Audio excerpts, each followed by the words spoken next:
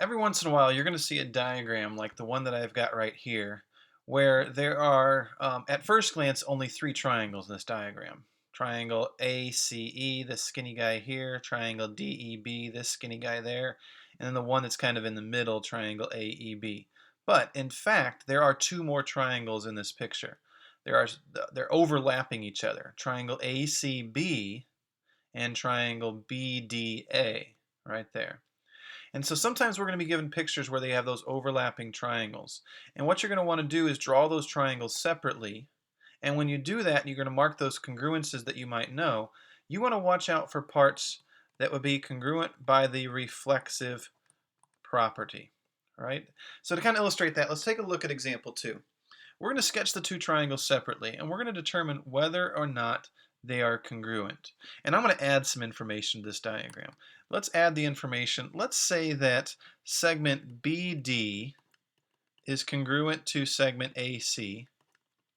And then let's also say that, let's go with angle CAB is congruent to angle DBA. So I'm adding some information to this problem. So first of all, I want to sketch these two triangles separately. And to kind of help us see what these two triangles are, let me outline some of these parts in different colors. So I'm going to outline triangle ACB. I'm going to use yellow to kind of create triangle ACB right there. Now I'm going to redraw. I'm going to take that and just kind of redraw it down here. So let's start out by drawing segment AB at the bottom. And then from here, I'm going to go up to where C is going to be, about there. And then from C, I'm going to go over here to where B is. So that is triangle ABC.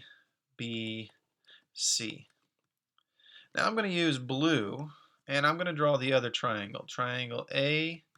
Let me get my line tool out here. I'm going to draw triangle ADB using my blue color here. So just kind of outline the parts so you can see what I'm drawing. First, I'm going to start out again with segment AB. And then from B, I go up to D. So let's get that guy in there. Make him connect here. So I'm going to go up to where D is. And then from D, I go over to where A is. So let's label those parts. That was D up there, B here, and A right there.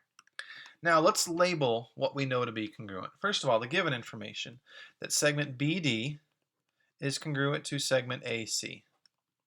And then this other piece that says angle CAB, is right here on the yellow triangle. That is congruent to angle DBA. Now with those things marked, you can see I don't have two congruent triangles. I only have a pair of congruent sides right here and a pair of congruent angles right there. But in the original diagram, AB is just one segment. When I've drawn it separately, it looks like two different segments. But in the original diagram, AB would just be one segment. So it would be congruent to itself, right? Segment AB would be congruent to itself, which gives us another pair of sides. And in fact, I have two pairs of sides and an included angle here, two pairs of sides and an included angle there. So I can say that in this picture, triangle ACB would be congruent to triangle, ACB would match up with BDA. Triangle BDA by side angle side with this additional given information right there. Now let's take a look at one proof before we go. We have a proof here that it wants us to try and prove that angle 1 is congruent to angle 2. And the given information is that XY right here is perpendicular to AB. That would mean that angle 3 is a right angle, and it would mean that angle 4 is a right angle. Also, I know that XA is congruent to XB. And of course, by the reflexive property, I can see that this would be congruent to itself. Now, the fact that I have right angles here means that I have right triangles. And right triangles can be proven congruent using HL, right? That's that special one that only works for right triangles. So do I have HL? Well, the hypotenuse and the hypotenuse, those are congruent. And then I have XY congruent to itself, which is a leg of both. So let's see what we would have to do to prove that these two triangles are congruent. Because if I can prove the triangles are congruent, then angles 1 and 2 could be congruent because they're corresponding parts, right? So the real challenge is proving these triangles congruent. So let's write this out as a proof. I'm going to start with xy congruent to AB. That's given.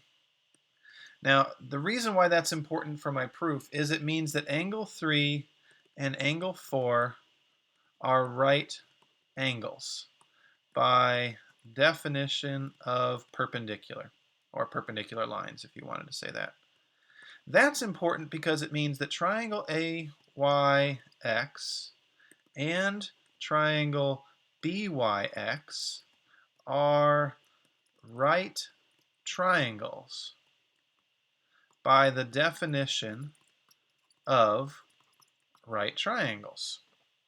Now I have to do this because eventually, like I talked about a minute ago, eventually I'm going to say that these two triangles are congruent by HL. But HL only works if you're looking at right triangles. So in a proof, if you're going to use HL, you have to establish the fact, you have to kind of declare the fact that you're looking at right triangles in your diagram. So that's what I'm doing here. In steps 2 and 3, I'm trying to show that I'm looking at right triangles. Now I can bring in the other piece of given information, that XA is congruent to XB, and again that was given. And that's important because those are the hypotenuse of both right triangles. Right? Next I'm going to say that YX is congruent to YX by the reflexive property. That's important in my proof because it establishes that the legs are congruent. So now I've said that I have right triangles. I've said the hypotenuses are congruent. I've said that a pair of legs are congruent. That means that triangle AYX is congruent to triangle BYX by the HL postulate. And if those triangles are congruent, then it's just one more step to do what I'm trying to prove here, right? I've proven the triangle's congruent. That's kind of the hard part. Then it's just one more step. I can say that angle 1 is congruent to angle 2 because they are corresponding parts of congruent triangles, so they're congruent.